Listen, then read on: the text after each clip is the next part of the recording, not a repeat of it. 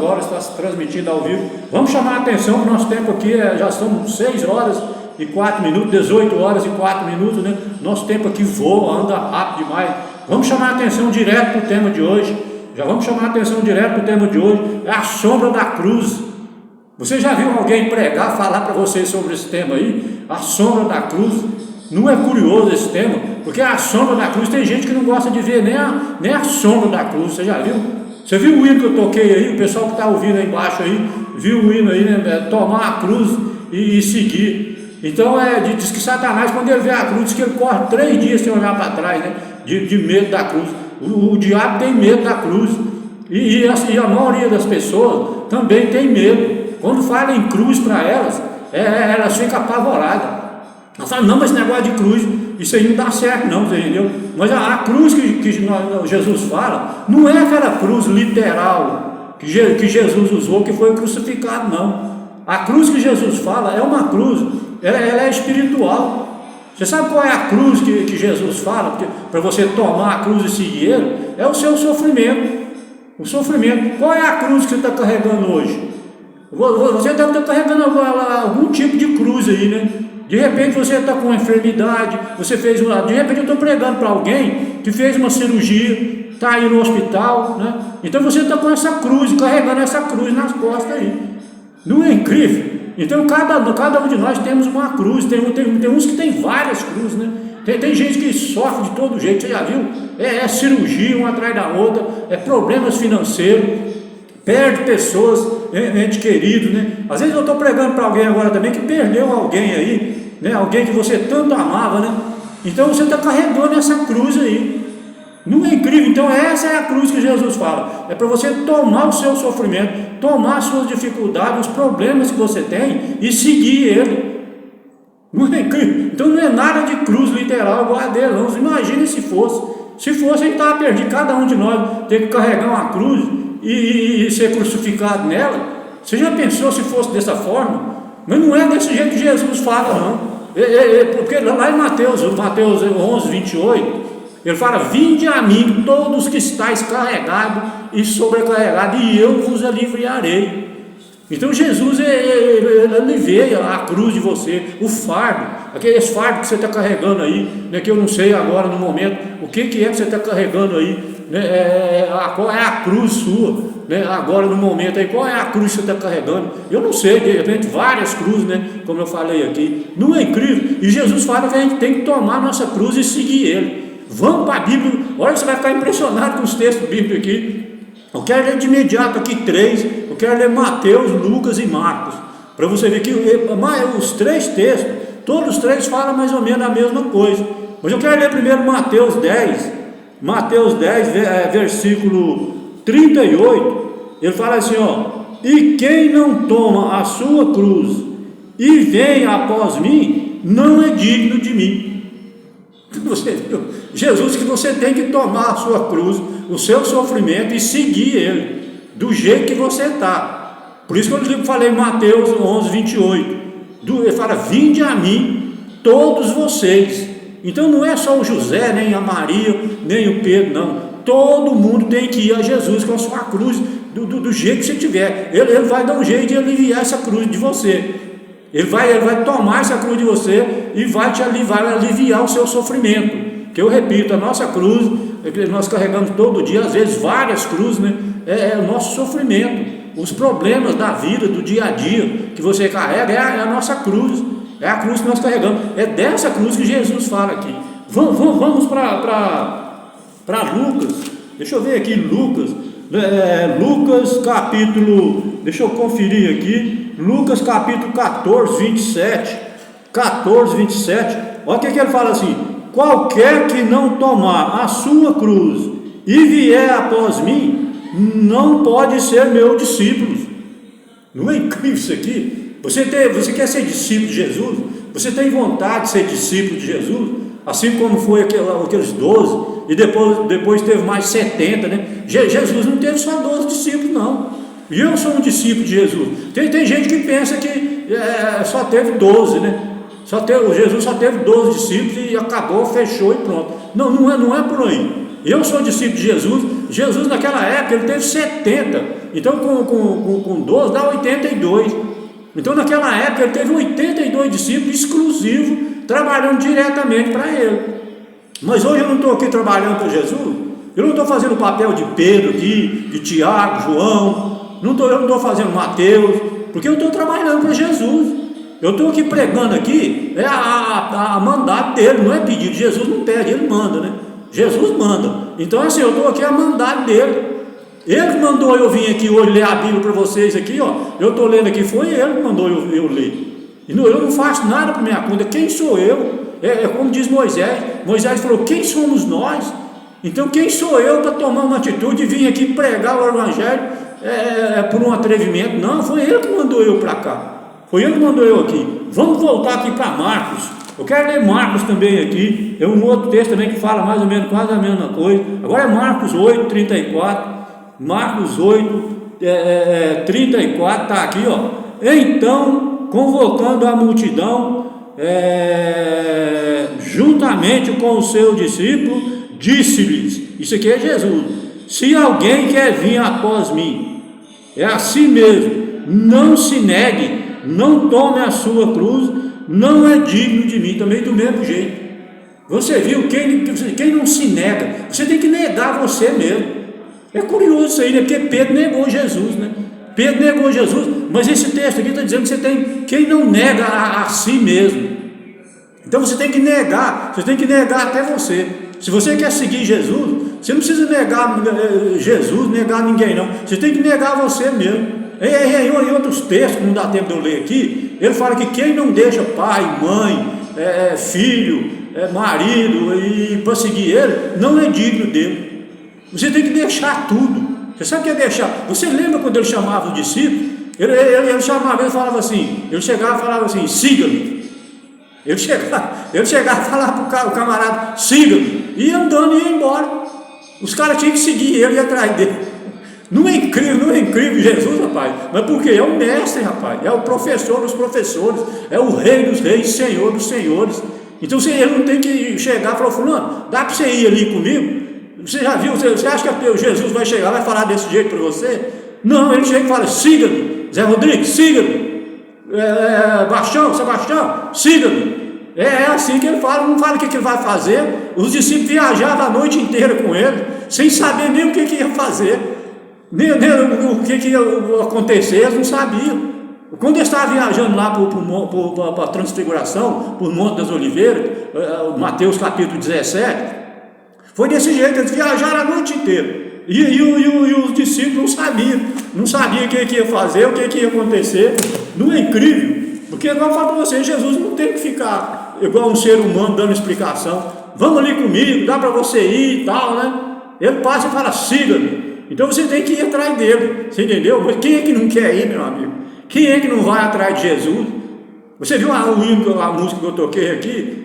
Então é assim, qualquer pessoa que ele chamar, a pessoa vai atrás correndo na hora, porque sabe que vai se dar bem, sabe que o negócio vai dar resultado. Não é incrível um chefe desse, um mestre desse? Olha aqui, eu quero ler para vocês agora Hebreus 10. Eu quero ler Hebreus 10 aqui, de 1 até o 4, de 1 a 4. Presta bem atenção, tem vários textos bíblicos aqui, mas nós já estamos com 12 minutos, 13 minutos já, tem que adiantar aqui, ó. Aqui está escrito assim, ó, a lei dada por Moisés não é um modelo completo e fiel das coisas verdadeiras, é apenas uma sombra das coisas boas que estão por vir. Você viu? Tem gente que fala que os adventistas é legalista, né? Que guarda a lei para ser salvo. Não é por aí não, meu amigo. Você está vendo, eu sou adventista, você está vendo o texto que eu estou lendo aqui? Não tem nada de lei não salva ninguém não. A lei é só para provar que você é um filho obediente, que você obedece à lei. Você já viu alguém que não obedece à lei aqui fora, o que acontece?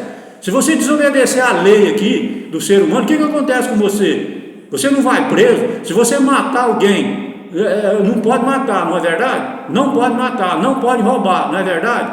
Se você matar ou roubar, você não vai preso. Então a lei de Deus é para isso, você tem que obedecer. Mas não é para salvação não. Você não vai ser salvo não precisa chamar os adventistas legalistas, não, porque ninguém, adventista nenhum, se você falar com os adventistas legalistas, você não conhece os adventistas, você não conhece, ou então você está agindo de má fé, porque o adventista não guarda a lei para ser salvo. O adventista, ele é estudioso da Bíblia, e ele lê, ele estuda, pesquisa a Bíblia, e ele sabe que não fala isso. Então a lei, em comparação à cruz, em comparação com a cruz, é apenas uma sombra, é uma sombra. Por isso que está escrito aqui, ó, qual é o tema de hoje que eu falei aqui? A sombra da cruz.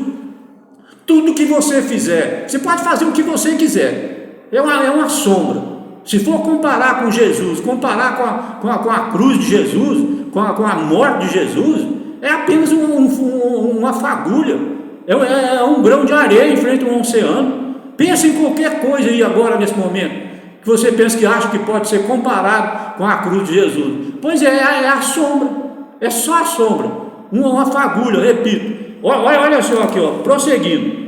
Os mesmos sacrifícios oferecidos sempre ano após ano, portanto, como pode a lei, por meio desse sacrifício, aperfeiçoar as pessoas que chegam perto de Jesus?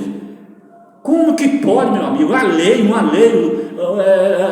de Deus, os 10 mandamentos, aperfeiçoar uma pessoa para ela chegar perto de Jesus?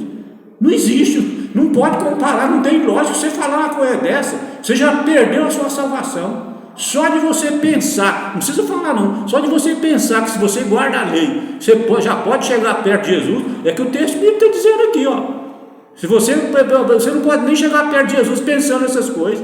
O que você tem que pensar para chegar perto de Jesus, para seguir Jesus? Você tem que pensar o que ele fez por você. O que foi que Jesus fez por você? Você não conhece, você não sabe o que ele fez? Sabe sim, que eu estou pregando aqui já há muito tempo e vou continuar pregando. Se você não sabe, você vai ficar sabendo. Da agora para frente, presta atenção nas pregações aqui, você vai ficar sabendo o que foi que ele fez por você. Não tem nada nesse mundo que possa pelo menos comparar. Pedro pediu para ser crucificado de cabeça para baixo e não adiantou nada. Não adiantou. Ele falou: eu não quero morrer igual meu chefe, não, meu mestre, não. Ele foi crucificado de cabeça para cima, né? Normal. Pois é, vocês vão me crucificar? Então vocês vão me crucificar eu de cabeça para baixo. O Pedro discípulo de Jesus. Mas não resolve, não adianta não. Nada desse mundo que você fizer vai pelo menos, sei lá, uma fagulha. Nada pode ser comparado. Então as pessoas ficam colocando coisas na frente de Jesus, querendo derrubar, né? Querendo humilhar Jesus com a sua morte na cruz. Não existe não, meu amigo. Não existe outra coisa pior do que isso não. Você morrer crucificado na cruz, na pior humilhação do mundo, e outra, inocente, uma pessoa sem fazer nada. Jesus nem pecar, ele nunca pecou, nem pecado ele não tinha, e mataram ele desse jeito, crucificado numa cruz de madeira, a coisa mais horrível do mundo. Como que as pessoas querem substituir isso aí? O que é que vai substituir isso aí? Fala para mim aí. Se alguém tem alguma coisa que possa, pelo menos igualar, não é substituir não, pelo menos igualar, pelo menos chegar perto. É uma sombra. Nós não trocamos a morte de Jesus, o sangue de Jesus, por nada. Nós, adventistas do sétimo dia, nós não trocamos. Se tem alguém aí que troca alguma coisa aí, essa pessoa é ela que está fazendo isso. Nós, adventistas, nós não trocamos, não tem lei, não tem sábado, não tem nada nesse mundo que nós trocamos. Vamos prosseguir aqui, ó, o verso 2. Se as pessoas que adoram a Deus tivessem sido purificadas dos seus pecados, não se sentiriam mais culpadas de nenhum pecado, e todo o sacrifício terminariam. Você viu, não tem graça, não tem sentido. Você pensa, se as pessoas tudo purificadas, elas pensavam que aqueles boi lá que eles matavam, aqueles carneiros, aqueles cordeiros lá, eles pensavam que ali o sangue daqueles cordeiros, daqueles boi lá, daqueles touros, né, novilha, eles matavam, pensavam que tiravam o pecado deles. Não tem sangue nenhum no mundo que tira, de bicho nenhum, o único sangue que tira pecado é o sangue de Jesus. É igual eu falei aqui, que foi derramado na cruz. Esse sangue aí, ele purifica você, ele purifica eu, purifica qualquer pessoa, tira qualquer pecado de qualquer pessoa. Esse sangue de Jesus, não é sangue de bicho não, de animal que eles matavam lá não. Olha o verso 3. Em vez disso, esse sacrifício realizado anos após anos servem para fazer com que as pessoas lembrem dos seus pecados. Você veio só para isso. Era só para falar, para lembrar que você tem pecado. Ó, você é um pecador, viu? Era só para isso. Porque não adiantava nada. Enquanto Jesus não morreu, agora hoje nós temos a honra, nós temos o orgulho, a satisfação, a felicidade de saber que morreu um cordeiro, morreu o cordeiro de Deus, né, que tira o pecado do mundo, de acordo com João 1,29. Esse cordeiro, o sangue dele resolveu o problema. Para Pedro, para Paulo e para João, se vocês veem o que ele escreve, eles falam assim, ó, o sangue de Jesus derramado na cruz nos libertou. Então para Pedro, para João e para Paulo, o sangue de Jesus derramado na cruz resolveu o problema do pecado. Ele resolveu o problema do pecado, porque não tem mais sangue poderoso igual esse, não existe, meu amigo. Não, sangue de uma pessoa inocente. Por que tem essa validade toda? Porque foi inocente, morreu inocente, mataram ele sem ele dever nada. Olha o verso 4. Pois o sangue de touros e de bodes, olha aí, olha a Bíblia falando a mesma coisa que eu falei, de touros e de bodes, não pode de modo nenhum tirar os pecados de ninguém. Você viu, a Bíblia fecha o último texto aqui, o versículo aqui, você viu a ficha da Bíblia fecha aqui, o assunto dizendo que de sangue de bicho nenhum tira pecado de ninguém. Repito, né? Aquilo lá era só para falar que a pessoa não esquecer, porque senão a pessoa esquecia. Aí todo ano, né, eles levavam, o cara pecava, levava um animal lá, matava o bichinho inocente, e uma vez por ano eles purificavam o santuário com aquele sangue que derramava os bichos lá, e os pecados eram tirados lá do santuário, mas no ser humano continuava. Lá no ser humano continuava. Ou seja, não tem nada nesse mundo, meu amigo, não tem nada. Tem mais texto bíblico para ler ali, mas eu já fechei a Bíblia, que eu quero entrar na narrativa aqui. Vocês vão ver coisa impressionante aqui, que a narrativa aprofunda a respeito desse assunto. Preste bem atenção, eu quero ir lendo assim mais pausadamente, vou ver se o tempo dá para me chegar lá, para as pessoas entenderem. Fala, a obra de Cristo na terra se aproximava rapidamente de seu fim. Então você viu, aproximava rapidamente seu fim. Ele tinha visto toda a extensão da estrada que devia trilhar para salvar o que havia perdido. Então Jesus, ele viu tudo antes de ele vir para cá, porque Jesus era Deus Todo-Poderoso. Ele lá no céu, ele viu tudo antes. Você viu aqui a estrada que trilhava ele para levar ele até na cruz, ele viu tudo. Ele viu tudo o que ele ia passar, a humilhação, o que ele ia sofrer, o que ia resultar. Eu vou continuar lendo para você ver aqui, ó. Tudo ele foi exposto antes de deixar o lado a coroa, as vestes reais, e descer do trono para vestir sua divinidade com a humanidade. Antes dele deixar o trono, agora você imagina, hein? O camarada lá no lugar mais luxuoso, tudo chique lá, né? Maior luxo do mundo, ele deixou tudo lá e veio morrer aqui, sofrer aqui por causa da humanidade. Isso é um amor que eu vou te falar para você. Eu nunca vi um amor desse jeito, não. Uma preocupação, uma dedicação desse jeito, não. Largar tudo lá, maior luxo, né? Repito, e vir para cá sabendo tudo. Porque se ele não soubesse, mas você viu aqui, ele foi trilhado, foi mostrado para ele tudo que ele ia fazer, que ele ia passar aqui. E ele veio assim mesmo. Porque eles falaram, não, ele não sabia de nada, né? Ele veio, mas ele não sabia de nada e tal, por isso que ele veio. Mas não, ele veio sabendo. Veio sabendo de Deus. O texto está falando aqui, ó. É que o texto está dizendo aqui, ó. Fala, o Calvário estava todo diante de seus olhos. Olha só o Calvário, aonde ele foi crucificado. Ele já estava diante dos olhos dele, ele estava vendo tudo isso. Ó, conhecia a angústia que viria sobre ele e via sempre diante de si o resultado de sua missão. Olha que coisa maravilhosa, ele sabia tudo ele sabia que ele ia salvar o mundo, porque você já pensou se ele vem, né, e morre e sofre tudo em vão se não tivesse resolvido nada, mas ele já sabia do resultado. Você viu aqui? Ele sabia do resultado. Ele sabia que ele ia sofrer, que ele ia passar decepção, que ele ia passar isso, que ia passar aquilo, mas porém, ele sabia do resultado. Ele sabia o que ia dar, ele sabia quanto que ele ia ganhar. Ele não veio para cá para combinar salário, não. Ele já veio o salário já combinado. Ele sabia quanto é que ele ia ganhar. Não é incrível? Não é incrível nosso Senhor Jesus Cristo? Vamos em frente aqui. Ele via que todo o seu trabalho não seria em vão. Olha a narrativa me apoiando aí, viu? Não seria em vão. Reconquistaria o mundo, a lealdade para com Deus. Ele queria reconquistar o mundo de volta para Deus. Porque o Satanás, o diabo, foi lá no Éden e fez aquela lambança lá, que vocês sabem, né, vocês conhecem, e roubou o mundo para ele. Satanás tinha roubado o mundo. Quando ele pegou o primeiro casal lá e conseguiu atrair eles, ele roubou o mundo. Ele é ladrão, Satanás é ladrão. Você pode ver lá em João, capítulo 8, verso 44, ele é ladrão. E ele veio e roubou o mundo para ele. E Jesus falou: eu tenho que ir lá resgatar. Eu tenho que ir lá, agora eu tenho que ir lá dar um jeito. E Jesus falou: o único jeito que eu tenho é morrer. Eu vou ter que ir lá morrer por esse povo e trazer tudo de volta para mim. Para ele e para o Pai, os três, né? O Pai, o Filho e o Espírito Santo. Não é o que o texto está dizendo aqui? Olha, ele resgatou para Deus. Jesus sabia como o ódio, olha só, eles tinham não era raiva, não, era ódio. Ontem eu preguei sobre isso aqui, né? Eles tinham ódio de Jesus. Raiva é uma coisa, né? E ódio é outra.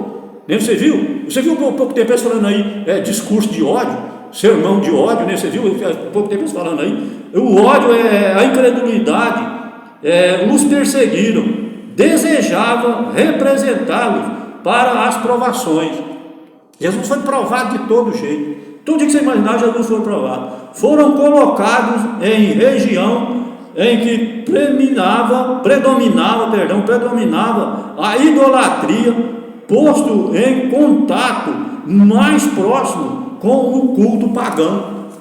Jesus, ele chegou aqui, já enfrentou uma barra terrível. Ele foi o primeiro, onde ele foi sair, Cafarnaum, ele começou a obra lá, o ministério dele lá, o povo tudo pagão.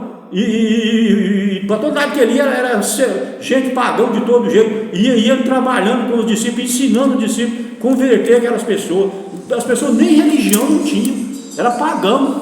E ele enfrentou essa barra todinha aqui. Não é incrível, rapaz? Ele fala: Cristo orou para que seus corações, os corações dos discípulos, seus corações estivessem preparados para receber suas palavras, e não lhe comunicou imediatamente aquilo que desejava lhe dizer. Ele foi com calma. Jesus, você não pode ir assim, extrapolando tudo de qualquer jeito, não.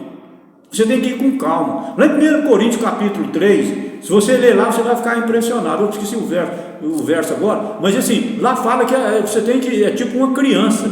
A criança, você tem que dar leite para ela, você já viu? Você não pode dar comida sólida para ela. Se você der comida sólida para uma criança, faz mal para ela, pode até matar a criança, né? Uma criança recém-nascida, você tem que dar leite, quer dizer, uma coisa leve, né? Então, a gente, para pregar o evangelho, você não pode de uma vez só já extrapolar, não, você tem que ir devagar. Você tem que ir devagar e de leve, leite. Você tem que dar leite primeiro, para depois você dar a comida sólida. É o que está escrito na palavra, meu amigo. A gente fala aqui, é o que a Bíblia fala, a gente fala aqui também.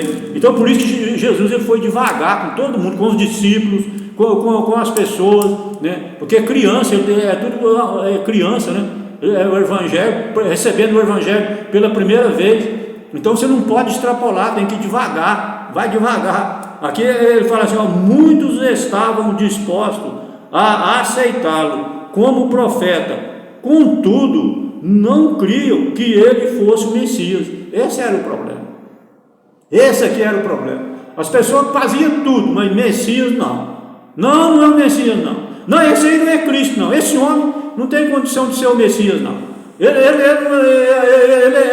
não tem qualidade nenhuma, ele não é rico, ele não é empresário, ele não é nada, ele não estudou. Esse homem aí não tem condição de ser nada. É um João qualquer aí. Eles falavam desse jeito.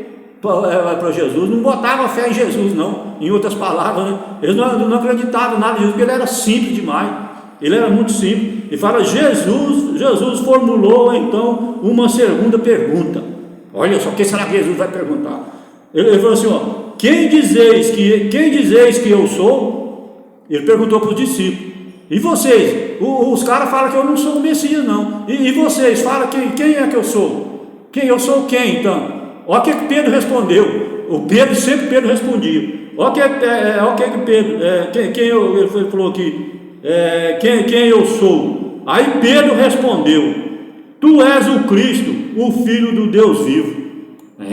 Viu aí o Pedro? O Pedro já sabia quem era Jesus. Isso tem registrado no versículo 15 e versículo 16. O Pedro sabia quem era. Ele falou, eu vou até repetir, tu és o Cristo, o Filho do Deus vivo. O Pedro era o cara, viu, rapaz? O Pedro era o cara. Olha aqui, ó. Desde o princípio, Pedro acreditava que Jesus era o Messias, mas ainda estava longe de compreender a missão de Jesus. Você sabia que os discípulos, nenhum era convertido? Você sabia, alguém já falou, o seu pastor já pregou para vocês sobre isso? Os discípulos, nenhum deles era convertido. O menorzinho que tinha, né, falando em outras palavras, era Pedro. E Pedro não era convertido. Você sabe quando foi que Pedro se converteu? Aquela vez quando ele negou Jesus já estava lá para ser morto, estava preso já para ser morto. E que quando ele negou Jesus, você lembra? Ele negou Jesus 3 vezes, o galo cantou, né? E ele negou Jesus 3 vezes. E ele saiu dali e foi chorando. Você viu que a Bíblia fala que Pedro chorou amargamente? Pois é, a conversão de Pedro ocorreu ali. Naquela hora que Jesus já estava preso, ou seja, fez o ministério todinho, 3 anos e meio trabalhando com Jesus, sem ser convertido, e era o melhorzinho deles. Você viu aqui? Ele sabia quem era Jesus, sabia quem era tudo. Deus, o Espírito Santo, revelou para Pedro quem era Jesus. Jesus falou, tu sabe, porque não dá tempo de eu ler aqui o texto bíblico. Ele falou, tu sabe quem eu sou, mas foi Deus que falou para você, Pedro. Jesus falou. Foi Deus que falou para você quem eu sou. Só ele que sabia quem era Jesus, dos discípulos todos, e ainda não era convertido. Repito, a conversão dele ocorreu lá naquela noite que ele negou Jesus. Não é incrível isso, rapaz? Eu não sabia, de até pouco tempo eu não sabia disso. Você acredita? Então olha só, vamos em frente aqui, prosseguindo. Ele fala, desse princípio Pedro acreditara que Jesus era o Messias, mas ainda estava longe de compreender a missão de Jesus. A verdade confessada por Pedro é o fundamento da fé do cristão, e por si mesmo a humildade jamais pode chegar ao conhecimento do divino. As pessoas, você tem que ser humilde. Se você quer conhecer, quer saber de alguma coisa de Jesus, de Deus, a humildade, que fala, alguém tem que ser humilde. Fala, as coisas profundas de Deus, as quais nem olhos viram, nem ouvidos ouviram, nem jamais penetrou em coração humano. 1 Coríntios 2, versículos 9 e 10.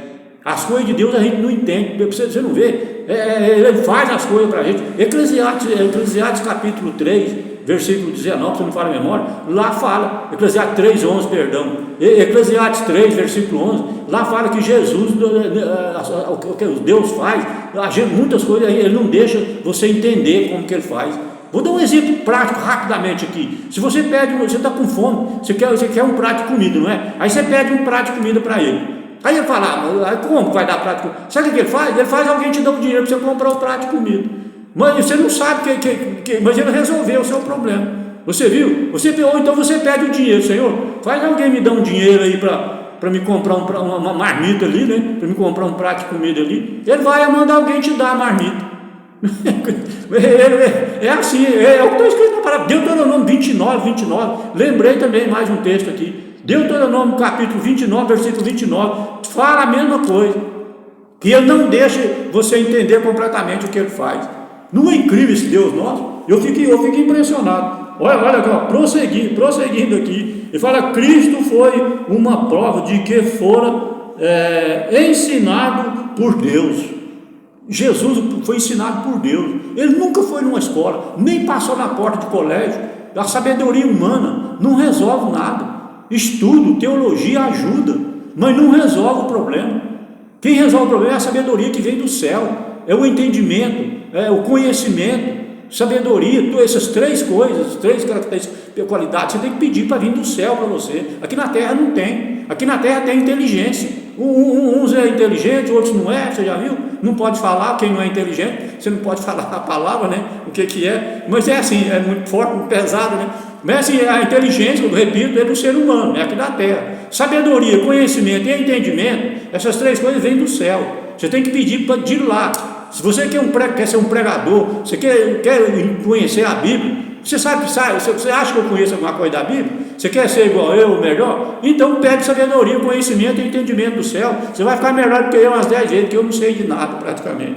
Olha só, prosseguindo aqui, fala, a palavra Pedro significa pedra. Pedro não era a rocha sobre a qual a igreja estava fundada. Isso aqui é uma polêmica terrível no mundo religioso, você já viu? Os nossos irmãos católicos falam que o Pedro, a igreja foi fundada no Pedro, e fala que ele foi o primeiro Papa, e fala um monte de coisa para Pedro. Então, que Pedro não era nada. Pedro não era nada, porque o ser humano é mortal, ele morre. Se você fundar qualquer coisa no ser humano, com o ser humano, e ele morre, não existe mais, aquilo vai acabar. Se a igreja tivesse sido fundada no Pedro morreu, e aí, cadê a igreja? Então a igreja foi fundada em Jesus Cristo. O Jesus é o cabeça da igreja. Olha que vamos prosseguir, a narrativa vai falar. Ele fala, séculos antes do advento do Salvador, Moisés havia falado a respeito da rocha da salvação de Israel. Olha só, Moisés já falava disso. Está registrado em Deuteronômio 32, versículo 4, e Êxodo capítulo 17, versículo 6. O próprio Pedro, escrevendo por inspiração divina, aplicou essa profecia a Jesus. 1 Pedro capítulo 2, versículo de 3 a 5. O próprio Pedro falou, eu não sou igreja não. Quem falou para vocês que eu sou igreja? Quem falou para vocês que eu fui o primeiro Papa? O primeiro Papa descaracteriza, sabe como? Que Jesus curou a sogra de Pedro. Jesus curou a sogra de Pedro. Você já viu o Papa casar? Você percebeu aí a mentira descarada? E as pessoas que o Pedro foi o primeiro Papa. Me ajuda aí, né, meu irmão? Você viu? O Papa casa e Jesus curou a sogra de Pedro. Não é incrível? Então tira essa minhoca da sua cabeça aí, porque não existe nada disso. Pedro nunca foi nada. Pedro foi um ser humano pecador, igual qualquer um ser humano. Não teve igreja fundada nele. Eu lembro, eu fui católico a vida inteira, minha família toda diz que Pedro está com a chave do céu. Eu lembro meu pai falava, tinha uma chave grande, um santo. Lá em casa tinha um santo, que era o Pedro, e ele estava com a chave na mão, uma chave grande. Uma imagem de pano. Meu pai era de pano. E aí ele tinha um desenho de uma chave na mão dele. Diz que Pedro tem a chave da porta do céu. Rapaz, o negócio não é de não, mas eu vou te falar para você, viu? Pelo amor de Jesus Cristo, rapaz. Você já pensou o que Satanás coloca na cabeça das pessoas, rapaz? Isso é o inimigo. Esse é o inimigo que faz isso para confundir a sua cabeça, para você perder a sua salvação. Você já vê o que eu estou falando aqui hoje, não tem nada disso. Vamos prosseguir. Eu falei para você vai ficar impressionado. Olha aqui, fala assim, ninguém pode lançar outro fundamento além do que foi posto, o qual é Jesus. Jesus é a minha igreja. E isso que eu falei aqui, Jesus Cristo, está registrado em 1 Coríntios capítulo 3, versículo 11. Você pode ler lá, você vai ver em quem foi registrado, quem foi fundada a igreja. Foi Jesus, a pedra é Jesus, a pedra angular, a pedra principal. Quantas passagens tem na Bíblia falando desse mesmo assunto? Que Jesus é a pedra angular, Jesus é a pedra principal. A igreja foi fundada na pedra, a pedra viva. Jesus é uma pedra, rocha viva. Não é incrível Jesus Cristo, rapaz? Você sabia que Jesus era desse jeito? E aqui a gente só fala sobre Jesus, você já viu? A gente só fala sobre Jesus. Fala sobre esta pedra, disse Jesus. É como se estivesse mostrando para ele assim, sobre essa pedra, né? Eu mostrando para ele. ele fala assim, ó, sobre essa pedra edificarei a minha igreja. Mateus capítulo 16, versículo 18. Ele não apontou para Pedro assim, sobre essa pedra edificarei. Só porque a Bíblia fala que a palavra Pedro significa pedra, o ser humano já colocou por si próprio de que Pedro é o fundador da igreja, é o fundamento da igreja, é Pedro. O ser humano ele adianta as coisas, você já viu? Ele completa as coisas por conta própria e não espera a Bíblia falar. Você tem que esperar a Bíblia falar, deixa a Bíblia falar, deixa ela falar, não tira as palavras da boca dela não. Tem gente que fica tirando as palavras da boca da Bíblia, moço, e acrescentando e fazendo essa confusão todinha, confunde a cabeça dela e ela não vai para o céu por causa disso, confusa. Não é incrível isso aqui? Fala, Cristo fundou sua igreja sobre a rocha viva. Olha o que eu falei aqui, ó. Quem é a rocha viva? É Pedro?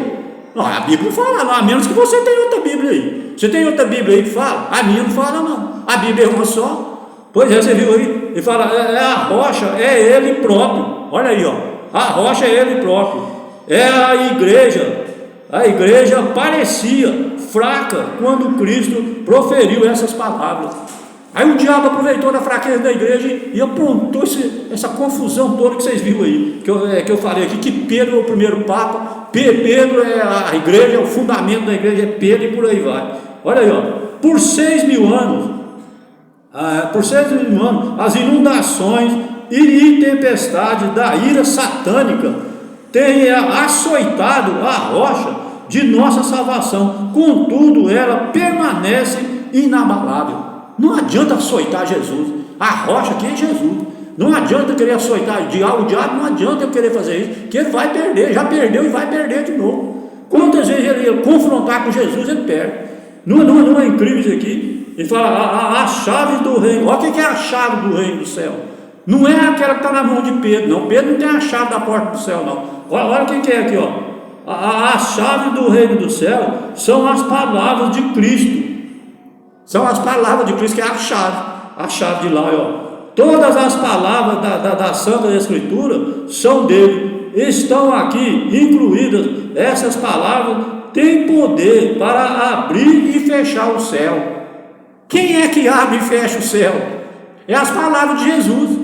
Jesus ele fala, abre aí para o Zé Rodrigues entrar. Aí abre, a porta abre. Apocalipse fala isso. Tem outras passagens, me esqueci agora, mas tem várias passagens. João capítulo 10, versículo 9, ele fala assim, eu sou a porta. Jesus fala que ele é a porta, porque ele dá a ordem, ele manda abrir a porta a hora que ele quiser. Jesus é quem tem a chave, ele que tem a chave de abrir e fechar a porta. Está escrito aqui, ó, abrir e fechar o céu. Aqui não fala porta, mas ele abre e fecha o céu inteiro. Jesus, a hora que ele quiser, ele abre e fecha. Por quê? Porque ele veio morrer aqui. Porque ele veio morrer na cruz. Qual é o tema de hoje? A sombra da cruz. Não é incrível isso aqui? Ele fala, assim a obra dos que pregam a palavra de Deus é um cheiro de vida para a vida ou para a morte. Você viu? Quem prega é um cheiro, a palavra de Deus é um cheiro para a vida ou para a morte. O Salvador não confiou a obra do Evangelho a Pedro. Olha só, não com a obra do Evangelho a Pedro, individualmente. Se Jesus tivesse feito isso, ele não questionaria tantas vezes sobre quem seria o maior. Mateus 23, de 8 a 12. Não tem sentido. Se Pedro fosse tanta coisa que as pessoas falam, Pedro seria o maior. Não precisava ficar perguntando quem era o maior. E por que eles ficavam perguntando? Quem é o maior? Senhor, qual de nós aqui, nós dois aqui é o maior? Você lembra de ficar perguntando para Jesus? Não tinha sentido ficar perguntando, porque todo mundo sabia que era Pedro. Falou, não, a igreja foi fundada em Pedro. Pedro foi o primeiro papa. Pedro tem a chave do céu. Então é Pedro, é o maior. Não precisava ficar perguntando. E eles ficavam, você viu como é que a Bíblia desmascara as mentiras todinhas? E eles ficavam perguntando, um para o outro, direto perguntando para Jesus quem era o maior. Não é incrível, você percebeu a importância de você estudar a Bíblia, de você saber dessas coisas? Você não vai ficar dando bobeira por aí, conversando fiado, falando coisa que não deve. Não é incrível isso? Falando negócio de Pedro aí, ó, esquece Pedro, não existe. Nunca existiu ninguém desse jeito. Como é que a gente vai falar? Não tem outra coisa para falar. A verdade é essa, não tem outra coisa. Fala, a cabeça de todo homem é Cristo. Olha assim, não só da igreja, mas de homem. 1 Coríntios capítulo 11, versículo 3. Deus após todas as coisas sobre os pés do Salvador. Jesus, Deus Pai, o Jeová, colocou tudo sobre Jesus Cristo. A chave do céu, a igreja. Vai, pensa numa coisa aí agora que você queira pensar sobre o planeta Terra. É tudo nas mãos de Jesus Cristo. É tudo na mão dele. Você que não emana com ele, não faz amizade com ele não, para você ver. Se você vai lá trabalhar lá na empresa dele, se você vai lá para o céu, você tem que fazer amizade, você tem que conquistar, falar com Jesus Cristo. Ele é o Rei dos Reis, Senhor dos Senhores. Não adianta você querer ir atrás de santo, atrás de Pedro, atrás de não sei de quem, atrás de não sei de igreja. Não adianta nada. Não adianta, você tem que ir atrás do dono dos porcos. Eu gosto de falar português bem claro. Fala com o dono dos porcos, que vai resolver o seu problema. Você chega lá na empresa, fala com o patrão, o dono. Não fala com o chefe, não. Fala com o dono, você resolve o problema. Não é incrível? É a mesma coisa, a comparação com Jesus é desse jeito aqui, ó. A igreja é edificada tendo Cristo como seu fundamento. Vai intensificando cada vez mais, você viu aqui? Como seu fundamento. Ela deve obedecer a Cristo como sua cabeça. Não deve depender depender de seres humanos, nem ser controlada por homens. Por que eu falei? Porque o homem morre. Não, o ser humano é mortal, não pode confiar nada nele. Amanhã ou depois ele morre, e aí, meu amigo? Para onde é que vai a base aí? Aí quer dizer, a igreja acaba tudo. Porque tem que ser um imortal. E só Jesus é imortal. Só Jesus que tem vida eterna e não morre. O ser humano morre. Então por isso que Jesus não pode confiar nada nele aqui não. Ninguém aqui não. Você entendeu? O Salvador declara: vós sois irmãos. Todos nós somos irmãos. Olha falando aqui, ó. Mateus capítulo 23, versículo 8. Todos estão expostos à tentação e sujeitos ao erro. Todos nós erramos, você viu? Todos. Ele não está falando aqui o Pedro, a Maria, o João, não. Todos, o Papa, o padre, o pastor, o sacerdote.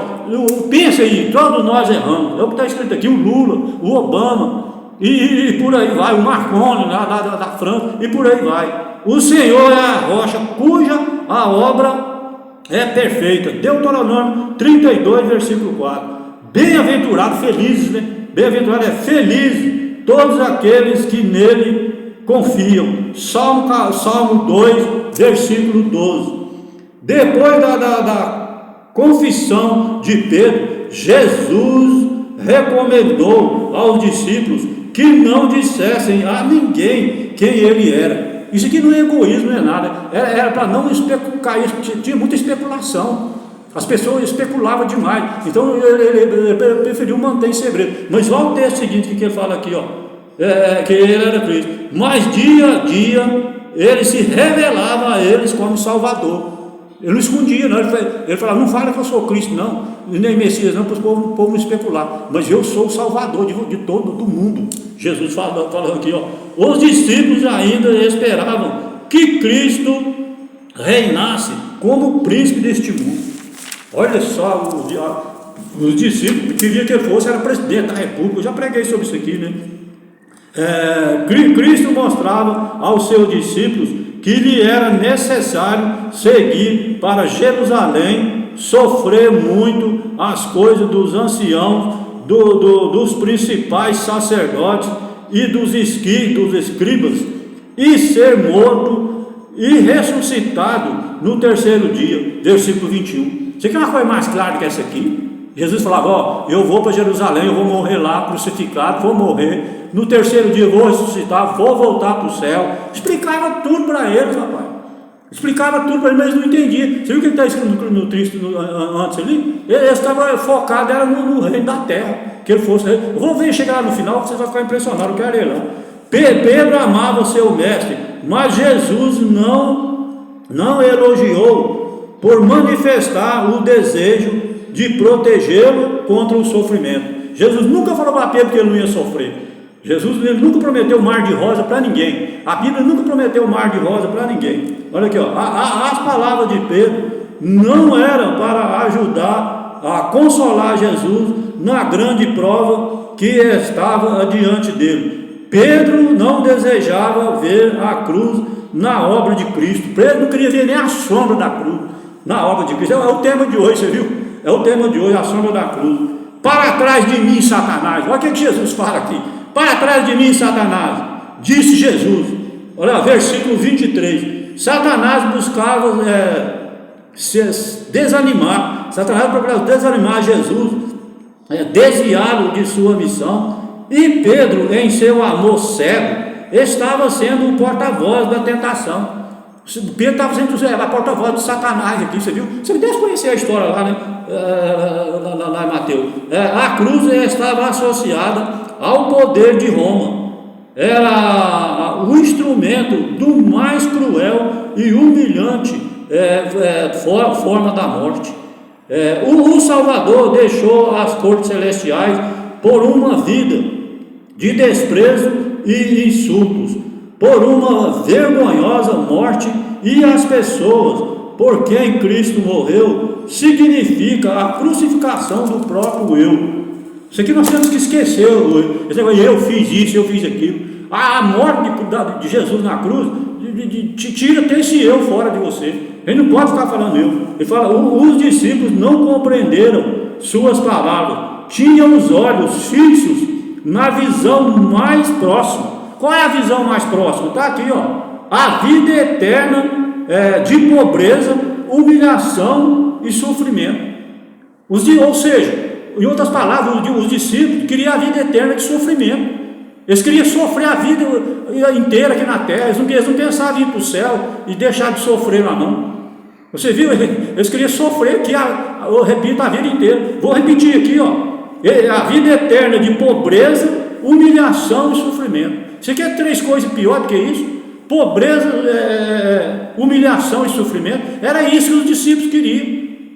Eles queriam que Jesus fosse o rei Davi, o segundo rei Davi aqui na terra, e desse emprego para eles, para a família deles, e eles ficaram a vida inteira sofrendo aqui.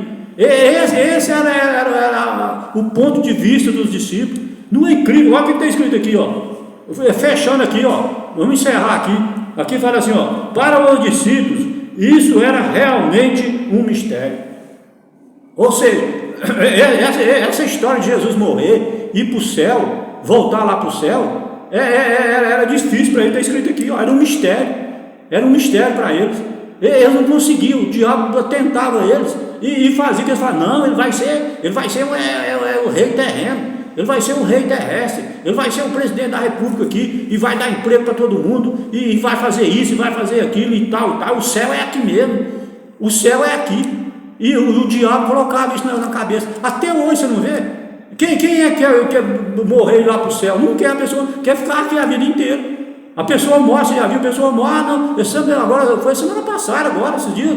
Eles acreditam que o homem com 123 anos de idade, você viu? Eles acreditam que é o homem mais velho do mundo. Morreu agora. Ele morreu, não queria viver mais, queria ficar aqui. Você percebe? A pessoa morre com 100 e tantos anos, ainda morre contrariado. Não queria morrer, não queria ficar aqui.